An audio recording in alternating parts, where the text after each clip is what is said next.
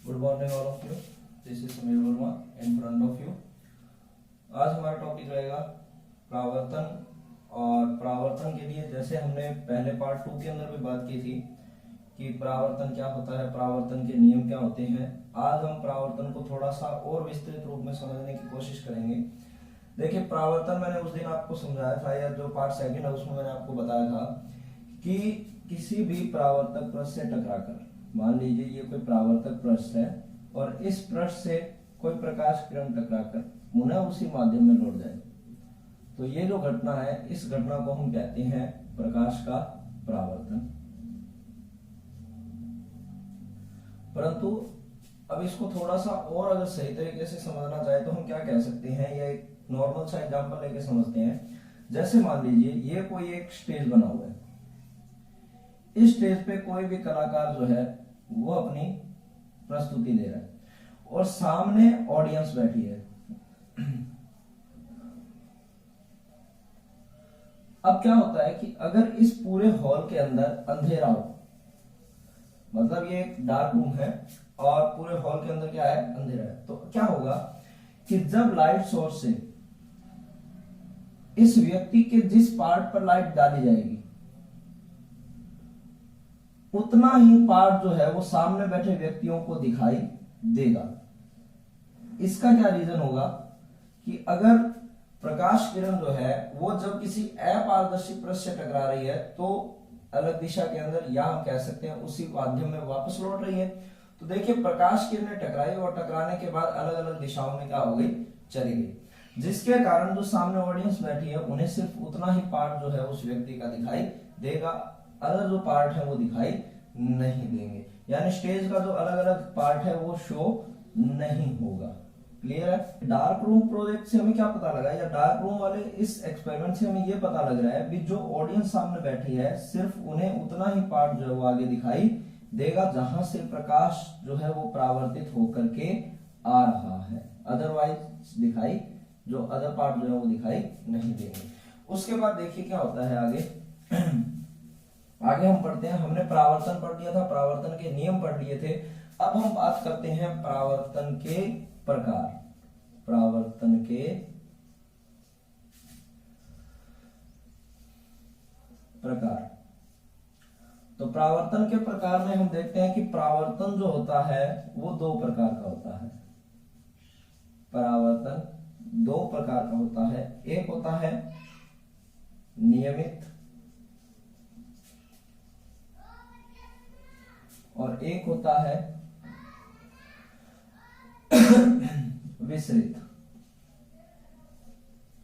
नियमित और विसरित परावर्तन में क्या डिफरेंस है, ध्यान से देखिएगा। देखिए, अगर मान लो किसी भी प्रकाश सोर्स के सामने आने वाली जो परावर्तक पृष्ठ है वो बिल्कुल प्लेन है, तो क्या होगा, जितने भी प्रकाश किरणें आएंगी वो आने वाली प्रकाश किरणें हमेशा ही समांतर होंगी, क्योंकि देखो जो भी प्रकाश सोर्स है उससे हमेशा जितने भी प्रकाश किरणें निकलती है वो एक दूसरे के हमेशा ही क्या रहती हैं, समांतर रहती हैं। तो जैसे ही ये उस समतल पृष्ठ से टकराएंगी तो नियम के कारण जितने डिग्री कोण पे आ रही हैं उतने ही डिग्री कोण पे क्या हो जाएंगी, वापस जाएंगी। चूंकि ये समांतर आ रही थी तो ये समांतर ही क्या हो जाती हैं, आपतित हो जा परावर्तित जो है वो हो जाती है, जिसके कारण हम ये कह सकते हैं कि ये परावर्तन कैसा होगा, नियमित परावर्तन। भी अगर आपतित किरणें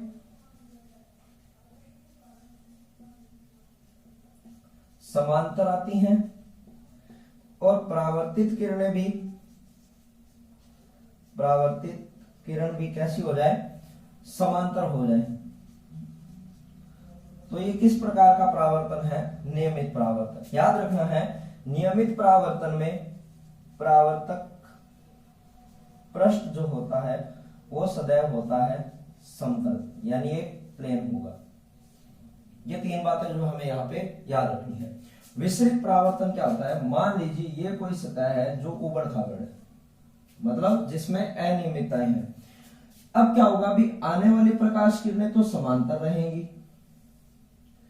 परंतु जो किरणें वापस जाएंगी उनके लिए ये जो पार्ट है जहां पर ये टकरा रही हैं उस हिस्से के अंदर अलग अलग कर्व होने के कारण वो अलग अलग प्लेन का काम करेंगे और प्रकाश किरणें जो है वो अलग अलग दिशाओं में फैल जाएंगी।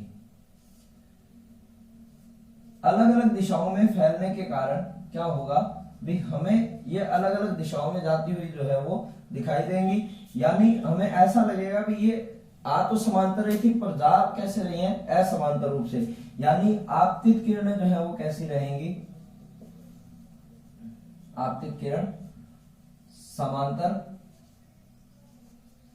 और परावर्तित किरणें, यह किरण असमांतर रूप से वापस जाती हुई दिखाई देती है। यहां पर याद क्या रखना है कि परावर्तक पृष्ठ जो होता है परावर्तक पृष्ठ, यह परावर्तक पृष्ठ कैसा होगा, या हम ये कह सकते हैं इसकी सतह कैसी होगी, अनियमित होगी। कैसी रहेगी, अनियमित सतह जो है वो परावर्तक पृष्ठ की यहां पर रहेगी।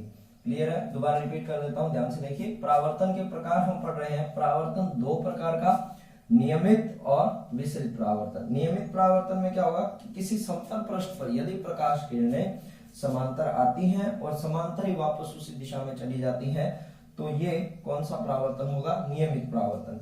अब नियमित परावर्तन का उदाहरण देखिए, समतल दर्पण से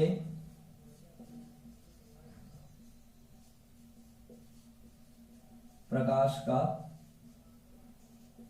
परावर्तन।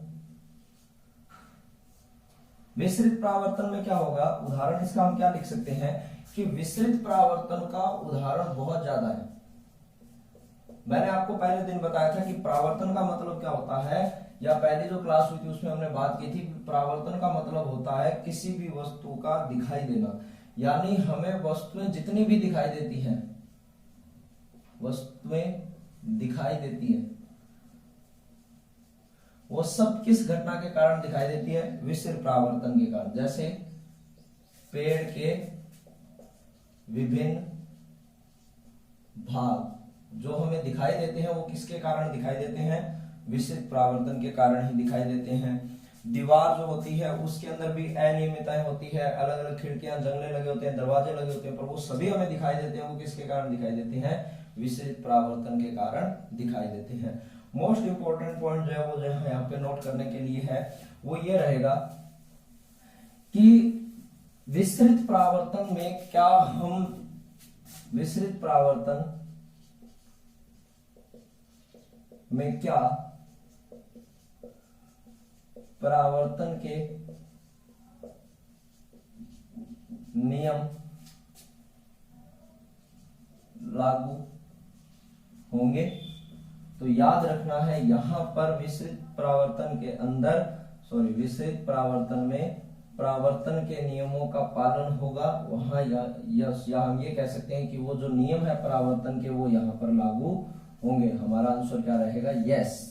यहाँ पे नियमों की पालना होती है और लागू होते हैं। कैसे होते हैं कि ये जो एक कर्व है ये अपने आप में एक प्लेन बनेगा और इस प्लेन पे जितने डिग्री कोण पे रेखा आएगी उतने ही डिग्री कोण पे वापस जाएगी और यहाँ पर ये अभिलंब जो है वो बनेगा। तो हम ये कह सकते हैं कि परावर्तन के नियमों का पालन यहाँ पर होता है। नेक्स्ट पॉइंट, अब हम पढ़ते हैं समतल दर्पण से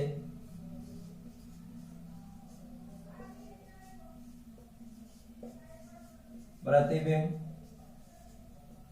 निर्माण, कि समतल दर्पण से प्रतिबिंब निर्माण कैसे किया जाता है और समतल दर्पण से बनने वाले प्रतिबिंब की विशेषताएं क्या होती है। ये दो पॉइंट जो हमें यहाँ पे क्लियर करने हैं। विशेषताएं मोस्ट इंपॉर्टेंट है, ध्यान रखनी है। प्रतिबिंब निर्माण भी हमारे लिए 10th क्लास के रिगार्डिंग बहुत इंपॉर्टेंट है, इसलिए भी हमें थोड़ा ध्यान से समझ करके चलना होगा। तो देखिए डायग्राम बनाते हैं। सबसे पहले प्रतिबिंब निर्माण कैसे होगा, ध्यान से समझिएगा। ये हमारे पास कोई समतल दर्पण है,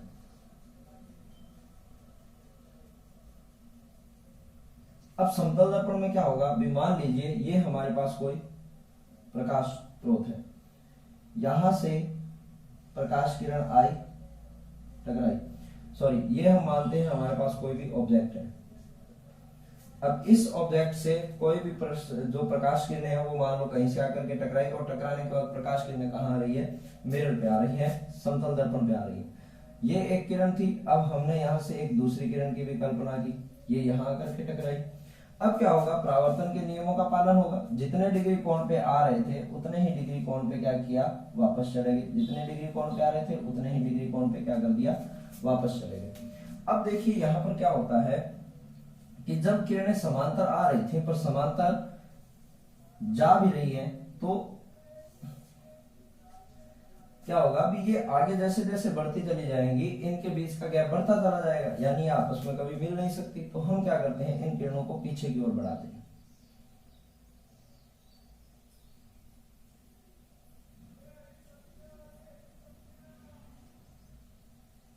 जब इन किरणों को पीछे की ओर बढ़ाते हैं तो ये किसी एक बिंदु पर कटती हुई हमें प्रतीत होती हैं, और ये हमारे लिए क्या हो जाती है, उस ऑब्जेक्ट की इमेज यानी प्रतिबिंब। ये हमारे पास था बिंब, और हमें इसका क्या प्राप्त हुआ, एक प्रतिबिंब प्राप्त हुआ। कोई भी नाम दे सकते हो, जैसे ये आपके पास M और N हो गया दर्पण, ये किरण हो जाएगी आपके पास P Q, इसको P डैश Q डैश, बिंदु A और बिंदु B। तो इस तरीके से डायग्राम बनेगा। अब डायग्राम बनाने के बाद इसे लिखना किस तरीके से है, जो प्रोसीजर हमें दिखाई दे रहा है बिल्कुल उसी तरीके से। किसी ऑब्जेक्ट से आने वाली प्रकाश किरणें यानी बिंब से आने वाली प्रकाश किरणें किसी समतल दर्पण पर जब टकराती हैं तो परावर्तन के नियमों के कारण वो पुनः उसी दिशा में लौट जाती हैं, तो परंतु ये समांतर होने के कारण आपस में मिलती नहीं है। परंतु हम देखते हैं कि जब इन किरणों को पीछे की ओर बढ़ाया जाता है यानी दर्पण के पीछे की ओर बढ़ाते हैं तो ये एक बिंदु पर मिलती हैं, और वो हमें उस वस्तु के प्रतिबिंब के रूप में दिखाई देता है। अब इस प्रतिबिंब की जो विशेषता है उसकी हम बात करते हैं।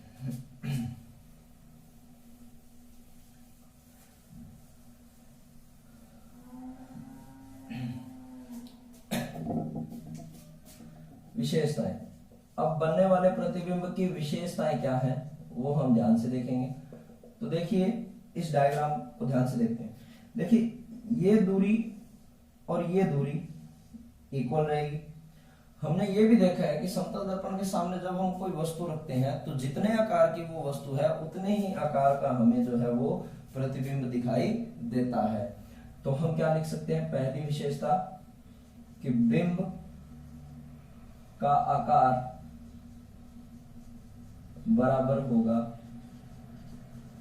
प्रतिबिंब का आकार, यानी बिंब और प्रतिबिंब का आकार क्या होता है, बराबर होता है। दूसरा देखिए, यहां से इस दर्पण के और दर्पण से इस प्रतिबिंब के बीच की जो दूरी है वो भी हमेशा क्या रहती है, बराबर रहती है। तो हम ये लिख सकते हैं बिंब दूरी बराबर प्रतिबिंब दूरी, किससे, दर्पण से।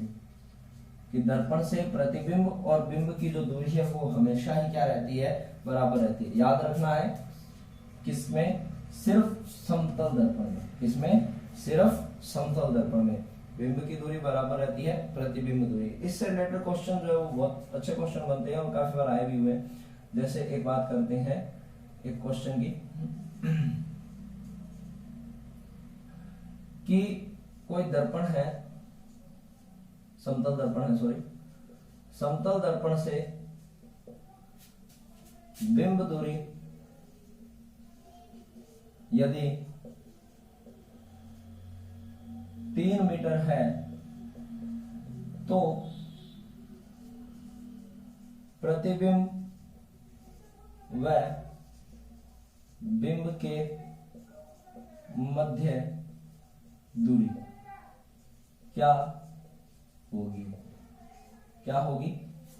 ध्यान से देखिए, अगर ये और ये दूरी यानी यहां से लेकर के ये दूरी 3 मीटर है, तो अभी हमने पढ़ा कि दर्पण से प्रतिबिंब के बिंब के बीच और प्रतिबिंब के बीच की दूरी हमेशा क्या रहती है, बराबर रहती है। तो अगर ये 3 मीटर है तो ये भी कितना रहेगा, 3 मीटर रहेगा। टोटल कितना हो गया, 6 मीटर। तो हमारा आंसर क्या रहेगा, 6 मीटर।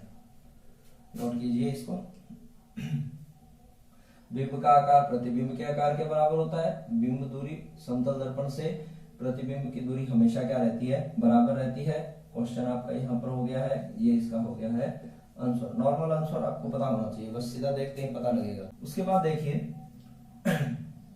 हमने आकार आकृति की बात की, दूरी की बात की। अब हम बात करते हैं कि बनने वाले प्रतिबिंब की तीसरी जो विशेषता है उसकी बात करते हैं, प्रतिबिंब की प्रकृति कैसी रहेगी। तो बनने वाले प्रतिबिंब की जो प्रकृति है उस प्रकृति की बात देखो, अगर ये किरणें वास्तव में मिलती तो बनने वाला प्रतिबिंब होता वास्तविक, परंतु यहाँ पर वास्तव में न मिलकर के ये आभासी रूप से मिल रही है, तो हम ये लिख सकते हैं प्रतिबिंब की प्रकृति कैसी होगी, बनने वाला प्रतिबिंब होगा आभासी, और आभासी प्रतिबिंब सदैव सीधे होते हैं, तो हम ये लिख सकते हैं आभासी व सीधा प्रतिबिंब। क्योंकि जब हम शीशे में देखते हैं अपने आप को तो हमें अपना सीधा जो है वो प्रतिबिंब दिखाई देता है, हम उसमें उल्टे दिखाई नहीं देते हैं, तो हम कह सकते हैं बनने वाले प्रतिबिंब की कैसी है, आभासी व सीधा।